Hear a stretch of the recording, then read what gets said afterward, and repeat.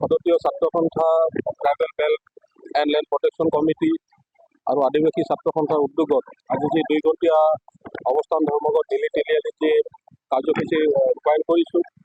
এই কাৰ্যসূচীত বিশেষকৈ আমি 7টা দাবীৰ ওপৰত আজি কাৰ্যসূচী অনুষ্ঠিত কৰিছোঁ। আমাৰ প্ৰথম ইয়াৰ মূল দাবী কেইটামানৰ ওপৰত বেছিকৈ আমি গুৰুত্ব প্ৰদান কৰিছোঁ। যিহেতুকে কিবা সাহিত্য পৰিষদখন এতিয়ালৈকে আমাৰ 6টা অনুসূচীত অন্তৰ্ভুক্ত কৰা নাই।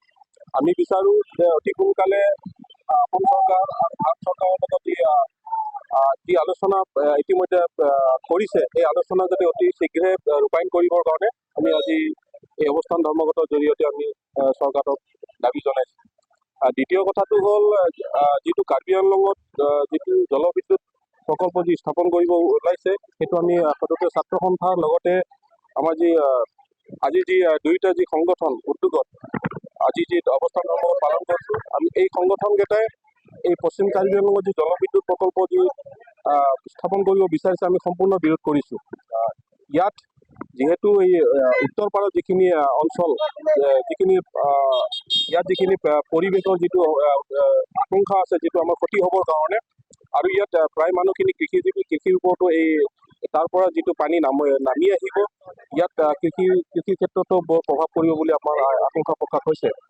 আৰু তৃতীয়তে আমি যিটো কাৰ্যসূচী ৰাখিছিলোঁ আৰু আমাৰ যিটো PGR আৰু NC যিবিলাক মাটি, এই মাটি আমাক বিনা চৰ্তে আমাক এই পট্টা প্ৰদান কৰিব লাগে। যে আমি পূৰ্বৰ পৰা যেনেধৰণে আমি ভোগ দখল কৰি আছিলোঁ, এই ভোগ দখল আমাক কোনো 1 কঠা 5 লেচা বা 7 বিঘা 10 বিঘা বুলি নহয়, আমি যিমানখিনি পূৰ্বৰ পৰা আমি ভোগ দখল কৰি আছিলোঁ, বিনা চৰ্তে 50 বিঘা হওক 100 বিঘা হওক, যেনেধৰণে আমি বসবাস কৰি আছিলোঁ, আমাক তেনেধৰণে আমাৰ এই মাটিৰ পট্টা প্ৰদান কৰিব লাগে।